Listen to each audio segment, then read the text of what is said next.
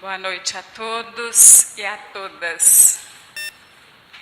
Em nome de Jesus. E que possamos sair aqui nesta noite, levando em nossos corações o lenitivo, a paz e a harmonia que viemos buscar. Esta casa é o acolhimento do Cristo aos nossos corações. E é aquele momento maravilhoso onde nós paramos uma sexta-feira de início de ano para refletirmos o Evangelho de Jesus. O Evangelho de Jesus traz para todos nós o medicamento, a receita completa para o nosso equilíbrio psíquico, físico, moral. É um compêndio que nós precisamos nos atentar a isso, nos atentar a ele, caindo em si, cada um de nós, buscarmos o que precisamos. O tema de hoje, para as nossas reflexões, é uma frase, um convite do Cristo: levanta e anda. Essa pequena frase de Jesus, nós vamos encontrá-la em algumas passagens do Evangelho. Nós vamos encontrá-la também falada por Pedro, no Atos dos Apóstolos. Em algumas ocasiões, os 4 evangelistas, e também no Atos dos Apóstolos, Pedro, repetindo o convite de Jesus, vai narrar passagens semelhantes, onde Jesus nos convida: levanta e anda. Jesus vai se dirigir ao enfermo, mas se dirige também a todos nós.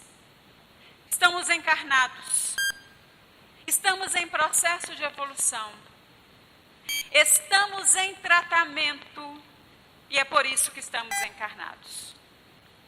A experiência humana é sentar-se no banco da escola para aprender, para evoluir, para crescer. Nós vamos encontrar, e aí eu os convido a procurar, no Evangelho comum do Cristo, os 4 que a gente conhece, anexados na Bíblia, uma passagem muito interessante. Mateus, capítulo 9, versículo de 1 a 8. E no Atos dos Apóstolos, capítulo 3, esta passagem que estudaremos hoje. Jesus estava subindo de Cafarnaum para Jerusalém. Ele já havia conquistado, acolhido, chamado seus apóstolos. Ele passa por aquele episódio conhecido de salvar a mulher adúltera, de ser condenada à morte apedrejada. E ele continua em direção a Jerusalém, passa pelo poço de Siloé, onde havia-se uma lenda que de vez em quando um anjo agitava as águas e o primeiro a entrar no poço, próximo ao templo, era curado. E ali então se reuniam coxos, mancos, cegos, desesperados de toda sorte, para tentar entrar no poço e ser curado. E Jesus, querendo nos dar uma lição, escolhe um homem que estava paralítico, deitado num catre, há 38 anos. E o Senhor pergunta a ele, aproxima-se e pergunta-lhe se ele queria ser curado. E ele responde, sim, Senhor, mas não tem ninguém que me leve até o poço. E Jesus, então, vai dizer a ele, levanta-te e anda. É uma ordem do Cristo. E este homem, sem entrar no poço, levanta e anda. E por que essa passagem nos parece tão real para nós espíritas? De fato, ela ocorreu. Porque nós vamos ter notícia, se alguém não conhece, no livro Boa Nova, que é um complemento, que é um livro que traz, preenchendo lacunas que nos faltam dos acontecimentos do Evangelho, através da psicografia de Francisco Cândido Xavier, uma pequena nota sobre isso. O evangelista vai registrar que Jesus dá ordem para o homem. Levanta-te, pega a tua cama e vai para a tua casa. Curiosamente, Humberto de Campos, nesse livro, vai nos dizer que Jesus se encontra com esse homem 2 vezes, não uma só. Olha que privilégio. Encontrar Jesus uma vez,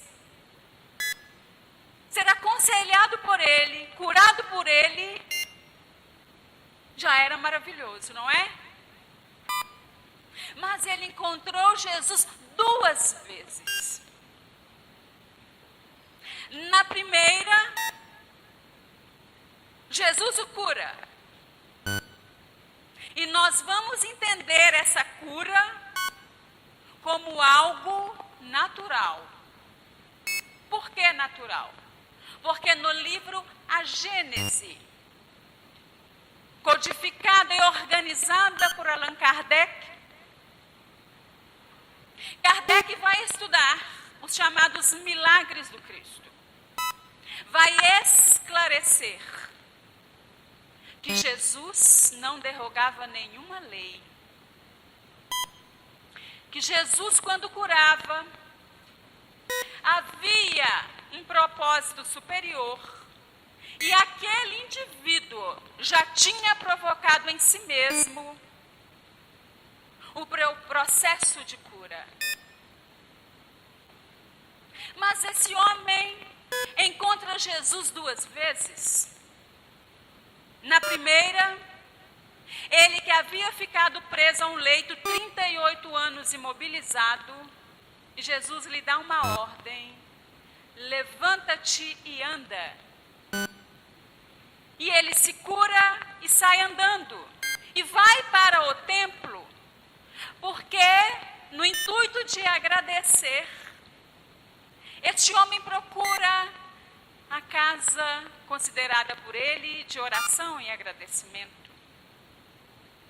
E é o que muitas vezes nos ocorre. Quantas vezes, quando nós temos uma dificuldade, um problema, nós acorremos às casas de oração, aos templos de religiões quaisquer. Neste caso, nós estamos aqui. E muitas vezes nós chegamos com um coração desejoso de um socorro, de um amparo, de uma orientação psicografada, ou pela intuição, através de uma prece, através de um passe. Então essas casas de prece e de oração, e todas elas são acompanhadas por Jesus, têm ali os seus prepostos de trabalho. Neste caso, aqui nós temos um responsável que é o nosso irmão Glacos. Mas todas as casas de oração são de proteção do Cristo, de amparo, de socorro, de alívio. E Jesus vai dizer a este homem, curiosamente, da segunda vez que o encontra,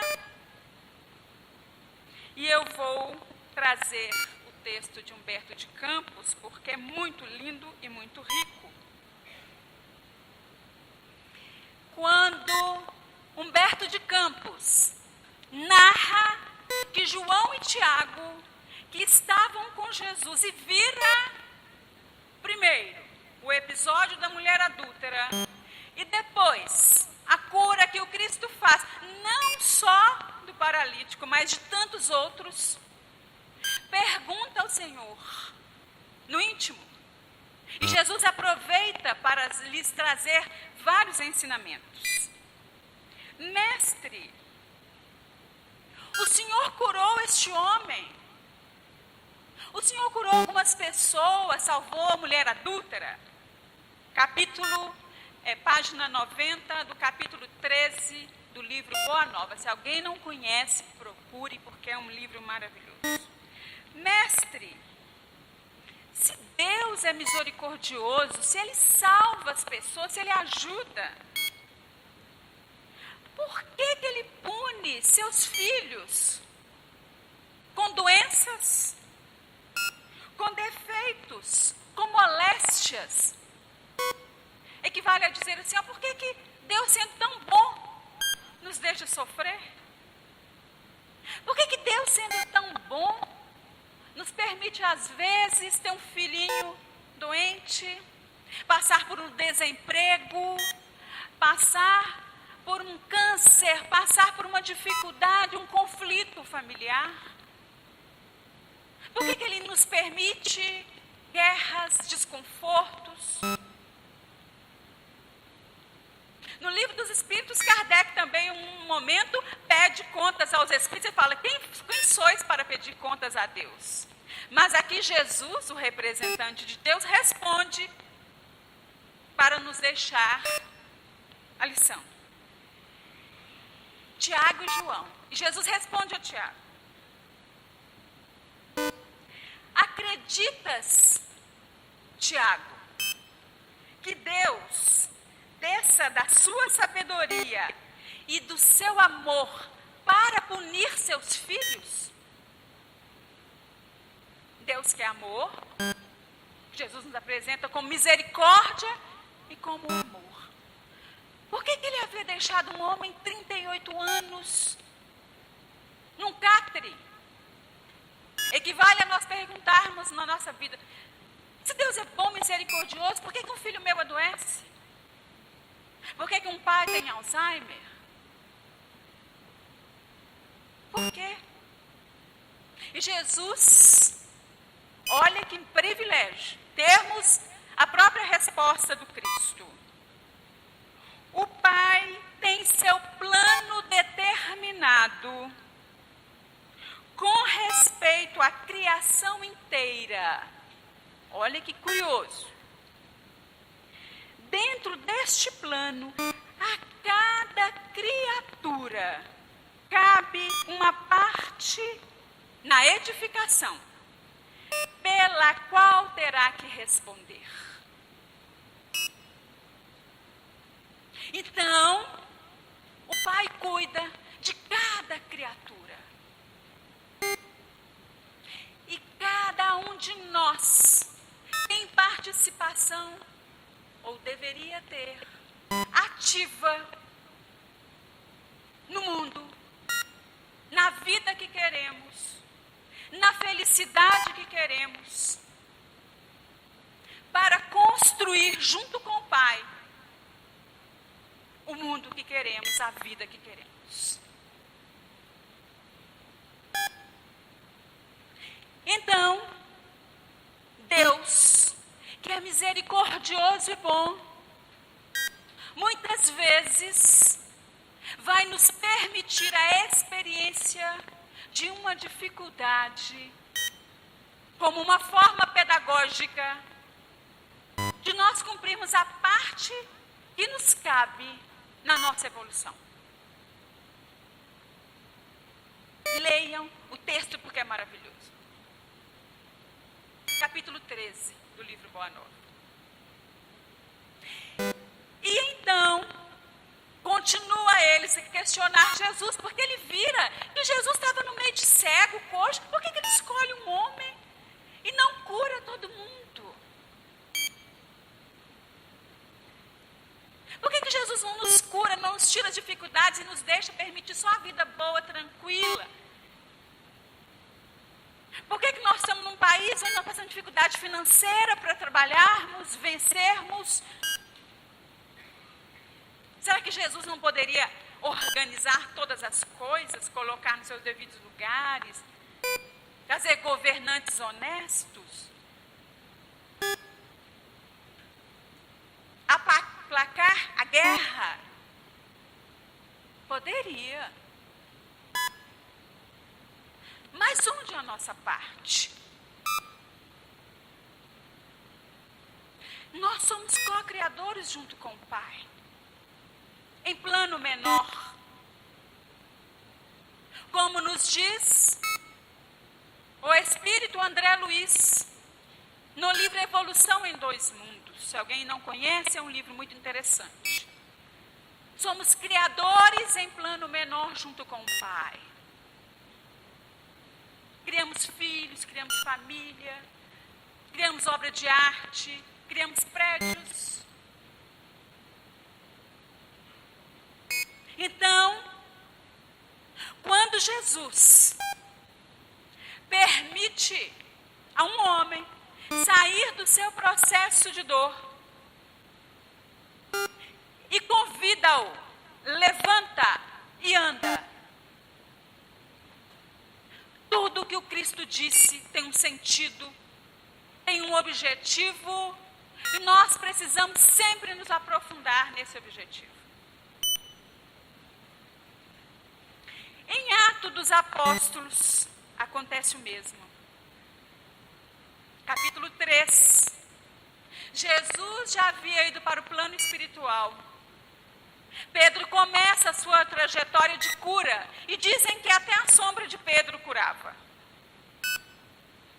As pessoas colocavam os doentes próximo onde ele ia passar, porque quando passava a sombra de Pedro, curava.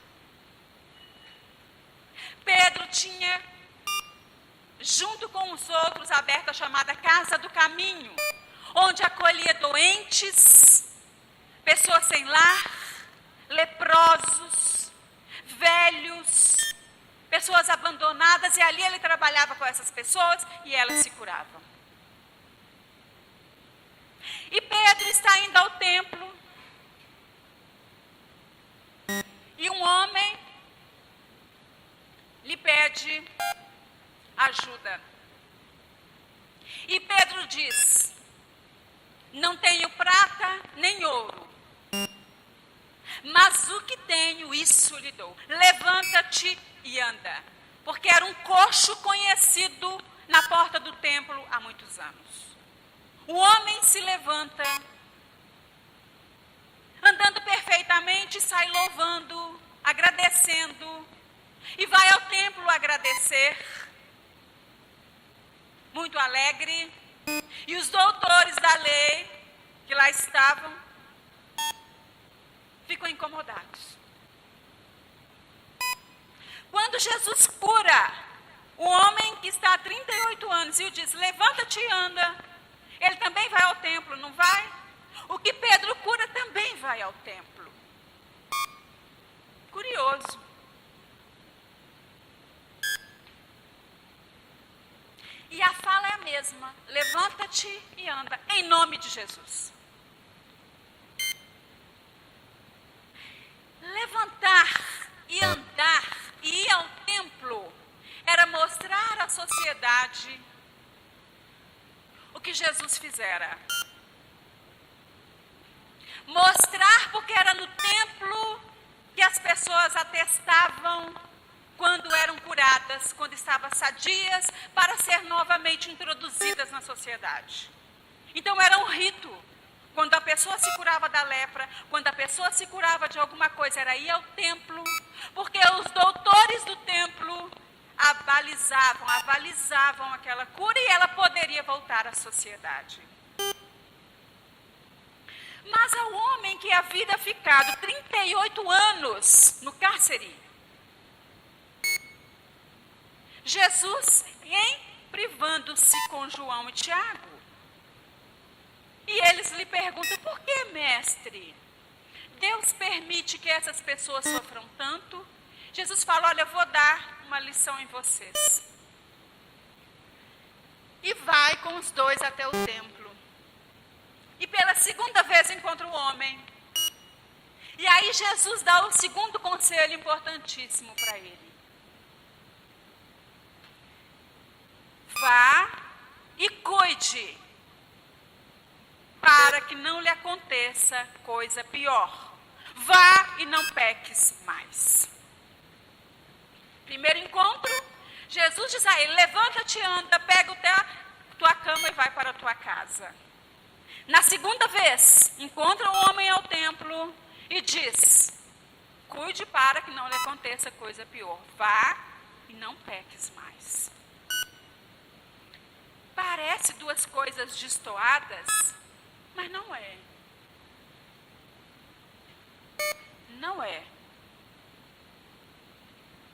Nós podemos analisar essa passagem de vários ângulos. Mas aqui nós vamos nos ater a um ponto pequeno. Porque Jesus convida a levantar e andar. Levanta-te e anda. Levantar é um movimento, andar, outro movimento. Levantar é uma coisa. Quando Pedro faz o mesmo, o homem levanta cambaleante, segundo o Ato dos Apóstolos. Se movimenta como cambaleante. Era coxo. E anda. O que seria levantar? Por que Jesus nos convida a levantar? Levantar com Jesus é diferente. Levantar com Jesus é o indivíduo buscar em coparticipação com o Cristo de Deus, buscar as forças para a sua jornada. Todos nós estamos em busca, estamos na busca, estamos aqui, porque estamos em processo de cura, de tratamento, de relação, de evolução. E há alguns que pensam que estão aqui só de passagem, para se divertir, ou nem sabem o que estão fazendo aqui. Por isso que o estudo anterior que o nosso irmão trouxe aqui é tão importante. É uma fala simples, mas é muito importante. Cair em si, o que eu estou fazendo aqui nesse planeta? É uma coisa muito importante para nós. Porque quando eu começo a pensar, o que eu estou fazendo aqui? Para que eu estou aqui? Quem sou eu? Enquanto espírito, eu começo a levantar diferente. Eu começo a andar diferente. É um outro andar. Não é o mesmo andar que todo mundo. O padrão muda. Mudou para Paulo. Mudou para Madalena. Mudou para Judas. Mudou para o homem que estava no catre. Porque uma vez que nós nos aproximamos do Evangelho e queremos trazê-lo para a nossa conduta, parece até que as dificuldades aparecem e são maiores. Porque nós não fazemos mais como qualquer um. nós saímos da nossa zona do comum e do conforto e a consciência começa a balizar nossa vida diferente. E às vezes dá uma angústia. Isso não é ruim. Não é ruim. Quando eu começo a ficar incomodado com a minha conduta de homem velho, um vício que eu tenho, um comportamento inadequado, é o começo da cura. Isso é bom. Quando eu começo a querer buscar em algum lugar a resposta para algum conflito, isso é bom. É o levantar-se que Jesus convida. É o primeiro momento. Levantar é erguer, é elevar, é sair da horizontalidade do comum. É sair do ponto do conforto. E nós podemos nos perguntar agora: qual que é o meu ponto que eu preciso melhorar? Que é confortável, que é bom, porque às vezes um vício é prazeroso. Às vezes um comportamento inadequado é prazeroso. Levantar é olhar de um outro ângulo a vida que eu estou levando. E é um bom momento para nós fazermos isso. E há especialistas que nos convidam a escrever metas de melhoria, como a gente faz com os nossos planos, né? Esse ano eu quero comprar um carro, esse ano eu quero fazer um curso, esse ano eu quero mudar meu filho para um colégio melhor, esse ano eu vou fazer isso e aquilo outro. Eu vou mudar de emprego, ou eu vou arrumar um emprego se eu não tenho. Esse ano eu vou começar uma tarefa. É um bom momento para nós listarmos todas essas coisas. É maravilhoso. Início de ano, comecemos. E tem um especialista que está vendendo muito livro nos Estados Unidos, falando que é bom a gente comprar um caderninho comum e começarmos. Aquilo que eu não fiz nessa semana, na semana que vem eu torno a anotar. E eu vou colocando passo a passo o meu processo. Mas esse processo com Jesus deve incluir metas espirituais. Deve incluir propostas de melhoria moral. Nós temos no livro dos Espíritos, também codificado por Allan Kardec, se alguém ainda não conhece, um capítulo chamado Penas e Gozos Terrestres, onde Allan Kardec vai trazer várias perguntas aos espíritos acerca da vida comum, da vida cotidiana, de como nós devemos portar para sermos felizes, que é a nossa grande meta. Todo mundo aqui quer ser feliz. Todos nós queremos ser felizes. Mas construindo essa felicidade a que preço? De que maneira? Porque há maneiras e maneiras de construirmos. Às vezes nós nos enganamos. E chegamos no plano espiritual, caímos em si e vemos que construímos de forma errada. E em geral a gente já faz isso mais para o fim da vida e quando desencarna. Mas é bom que façamos essas perguntas enquanto estamos jovens, enquanto estamos sadios, enquanto estamos encarnados, lúcidos. Como é que eu estou levando a minha vida espiritual. Como é que eu estou trabalhando a minha vida espiritual? Eu estou carne, eu estou fulano, eu estou Maria, eu estou João. Amanhã minha consciência vai me perguntar: o que eu fiz? Como fiz? De que maneira conquistei? E aí na pergunta 922 do Livro dos Espíritos, sobre gozos e penas terrestres, e Kardec vai trabalhar melhor essa questão num outro livro chamado Céu e Inferno. Ele pergunta assim, a pergunta é extensa, dividida em duas partes, eu vou trazer só uma pequena parte. Haverá alguma soma de felicidade que é comum a todos os homens? Olha, a maioria de nós, todos nós, pensamos isso, queremos ser felizes.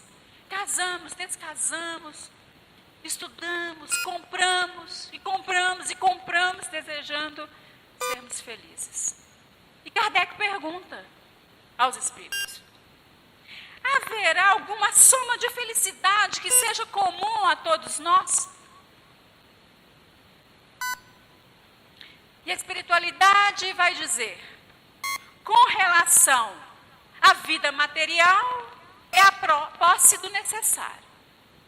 Com relação à vida espiritual, é a consciência tranquila e a fé no futuro. Consciência tranquila. Fé no futuro. Então, a gente começa a amarrar com o ensinamento de Jesus. Quando um homem fica 38 anos no cárcere, e Jesus, pela segunda vez, fala com ele: pega a tua cama e vai para a tua casa. Ele não pede outras coisas para Jesus. Ir para casa ir para casa. Casa é o lugar onde nós vamos, onde estão os nossos. É o espaço em geral onde nós somos verdadeiramente o que somos. É ali que nós demonstramos a nossa condição espiritual. E é ali também que muitas vezes é onde nós vamos aprender o que eu preciso melhorar em mim. Casa é o lugar interno da consciência. É onde precisamos trabalhar. É onde precisamos nos voltar para andar adiante, para ir adiante, para fazer a segunda recomendação do Cristo: andar. Andar no sentido de se mover de onde estamos para uma posição melhor. Se já temos a posse do necessário, e se queremos, como todos nós que buscamos o necessário, e muitas vezes até o supérfluo, se queremos ser felizes, nós precisamos fazer o segundo movimento que Jesus nos convida: andar, ir adiante, sair da posição que estamos e dar o passo seguinte. Como estou? O que eu estou precisando melhorar? Que eu preciso dar o passo seguinte. E com Jesus é mais fácil. Com Jesus, em tese, como disse Pedro, Não precisamos de prata nem ouro. Precisamos de fé. Precisamos acionar em nós a vontade. Porque o livro dos Espíritos nos fala: fé no futuro, tranquilidade de consciência e fé no futuro. Aí vocês podem nos perguntar: fé? Como fé? É a fé que a gente tem lá na igreja, rezar? Não só, essa é boa também. Ir lá na igreja, fazer os ritos que a gente costuma fazer. Tem gente que no isto ano veste amarelo por causa de dinheiro, veste branco para ter paz, salta onda, faz uma série de recursos, fala que isso vai trazer essas coisas. Mas nós que já somos espíritas, que simpatizamos com as questões da vida eterna, sabemos que roupa nenhuma vai trazer paz. Não é a cor que vai trazer paz. Não é a cor que vai me dar consciência tranquila, nem eu pular ondas do mar, que vai trazer equilíbrio. É construção interna. E felicidade tem a ver com essa construção de consciência interna, que é construída por mim com esforço e com vontade, que é a mesma coisa e sinônimo de fé. E o benfeitor Emmanuel, o espírito desencarnado, que coordenava o trabalho de Francisco Cândido Xavier, trazem um livro chamado Pensamento e Vida, um conceito muito interessante sobre fé. E eu vou compartilhá-los com todos vocês. É um conceito diferente, porque é o que nós estamos acostumados a ter comumente. É essa fé ainda capenga, essa fé frágil, essa fé que a gente acha que vai sair do nada. Fé precisa ser trabalhada, conquistada, fortalecida. Fé é a substância das coisas desejadas, segundo André Luiz, mas que eu preciso trabalhar em mim. Consciência tranquila é eu fazer aquilo que eu já tenho de condição moral. Jesus não cobrou de ninguém que trabalhava com ele mais do que a pessoa dava conta. E não nos cobrará. Não há para nós um sentido de cobrança de inferno. É consciencial. E a consciência tranquila é fazer aquilo que eu já dou conta de fazer. É aquilo que a minha condição moral já baliza como certo. E Emmanuel, benfeitor de Chico Xavier, vai trazer conceito de fé como esforço que a criatura faz em buscando melhorar-se, balizar pelos padrões do Cristo suas ações. Levantar-se é um passo, é o desejar, é o querer. Andar é o processo dinâmico da busca, do esforço que cabe a cada um de nós, que não será feito pelos nossos mentores, apesar de todo o amor que eles nos devotam, apesar do carinho que tem para conosco, apesar de estar ao nosso lado em todos os momentos. Eles não fazem por nós a parte que nos cabe. Ah, mas por que não faz a parte que nos cabe? Como disse Jesus, porque Deus permite ao homem, chama-se livre-arbítrio, atuar, senão seríamos o quê? máquinas. Precisamos fazer uma parte no processo. E várias histórias interessantes acontecem e são contadas depois pelos espíritos, através das obras espíritas. E Francisco Cândido Xavier tem um livro interessantíssimo, chama Reportagens do Além, onde o Chico conta algumas passagens através dos espíritos, daqueles que estavam aqui na Terra, quando chegam do lado de lá, observam sua vida e reportam a eles as experiências para nos ajudar.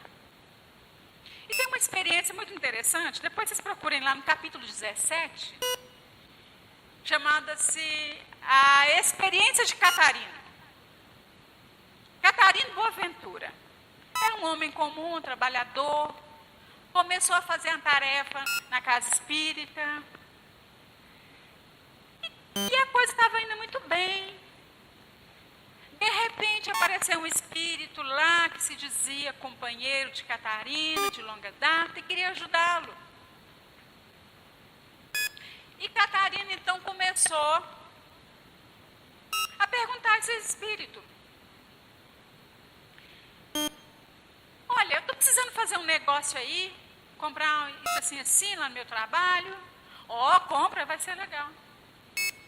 Estou com um problema lá em casa, assim, assim, assado. Como é que eu resolvo? E o Espírito dava orientação para ele, como é que ele resolvia. Isso assim, assim, lá no meu serviço aconteceu, como é que eu vou fazer? Faz assim, faz assado. Pode deixar que eu vou resolver, eu vou te ajudar a resolver. E Catarino Boaventura foi ficando dependente de toda hora perguntar aos espíritos o que era para ser feito. Como é que ele ia resolver aquele problema? E os espíritos superiores da casa diziam: Catarino, vai estudar o Evangelho. Catarino, vai fazer culto no lar. Catarino, nós vamos lembrar de Jesus. Ele é a fonte de orientação. Deixa para você buscar ajuda nos momentos mais difíceis. E Catarino foi ficando confortável, porque tudo que ele precisava, o Espírito respondia, dizia o que fazer. E foi ficando. E já não ia mais para a tarefa, não ia mais do Evangelho, porque tudo que ele precisava recorria aos Espíritos. E eles diziam. Mas chega um momento em que desencarnamos, e ele desencarnou. E ele chega do lado de lá, e tal não é surpresa quando ele chama o companheiro que sempre o atendia, e ele descobre que era um companheiro muito simplório, muito comum. E ele pergunta assim: mas cadê os anjos guardiães? Cadê sua luz? Cadê os espíritos que nos auxiliavam? Catarina, eles se afastaram. Só estou eu aqui do seu lado. Porque tudo que você queria resolver, você me chamava para te ajudar. Você não tomava mais decisão nenhuma, não. Tudo era eu que resolvia, você me chamava toda hora, para as coisas mais comezinhas da vida. E Catarino fica muito decepcionado. Porque ele imaginava que era um espírito superior. Ora, os espíritos muito superiores, meus irmãos, têm muitos afazeres importantes. Não podem ser escravizados pelas nossas vidinhas cotidianas. Há momentos importantes que nós precisamos de decisões e ajuda da espiritualidade, mas há o cotidiano da vida que nos cabe fazer para progredir, para avançar, para desenvolver a nossa fé, para desenvolver a nossa inteligência. E Catarino, então, fica decepcionado. Mas Deus é bom e vai dar outra oportunidade, Catarino. E aí, ele solicita novamente outra experiência e espiritualidade. Diz, sim, Catarina. E dessa vez, este irmão que te orientava, que você colocou todas as suas tarefas na mão dele, vai ombrear com você lado a lado. E vocês dois aprenderão a justa vida de trabalhar e progredir, sem a orientação direta dos seus mentores. Por quê? Porque nós precisamos levantar do cárcere, da cama do conforto e trabalharmos pela nossa evolução. E agirmos, e andarmos, irmos além. E quando a espiritualidade nos faz esse convite, não é porque nos ama. E quando Jesus nos faz esse convite, é porque Ele quer que progredimos, que cresçamos, que trabalhemos, que usemos a nossa capacidade interior em prol de nós mesmos. Levantar e andar é etapa. Talvez a gente precise agora, neste momento, levantar. Talvez está difícil, eu estou em depressão, talvez eu estou com um problema grave, mas Jesus coloca recursos à nossa disposição. O médico, o remédio, o tratamento psicológico, o psiquiatra, o fisioterapeuta, o passe, as casas espíritas, todos esses são recursos que Jesus nos coloca para que nós possamos ir além, para servir de recurso ao nosso crescimento, para nos ajudar a levantar deste processo em que estamos neste momento. Onde estamos? Já levantamos?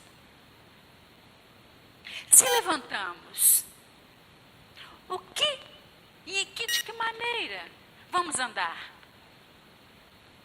2019 se inicia. 361 oportunidades virão. Quais são os nossos planos? Como Jesus vai me encontrar?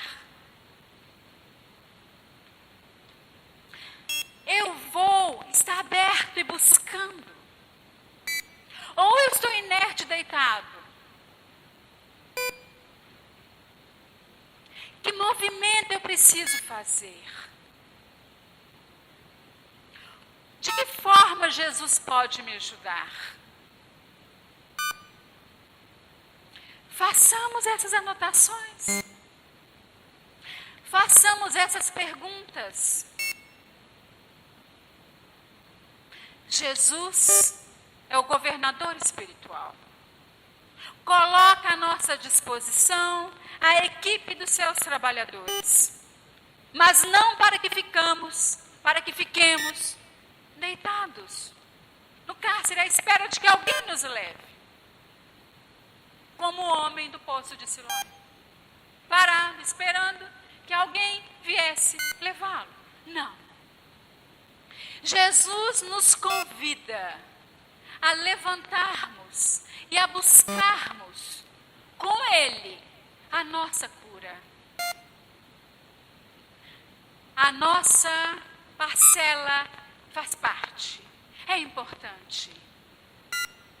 Que nós busquemos, que saiamos daqui agora, planejando um 2019, com uma proposta nova,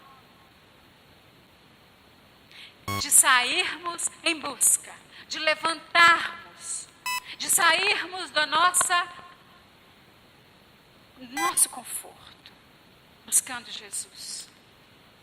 E talvez aqui hoje já comece para nós, como disse o Cristo, o nosso processo de caminhar.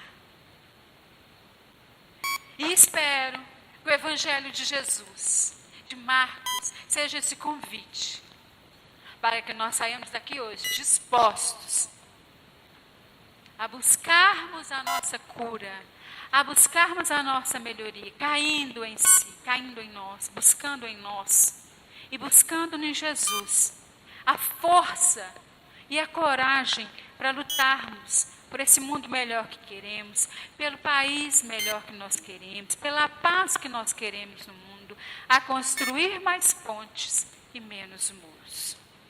Muita paz. Jesus nos abençoe.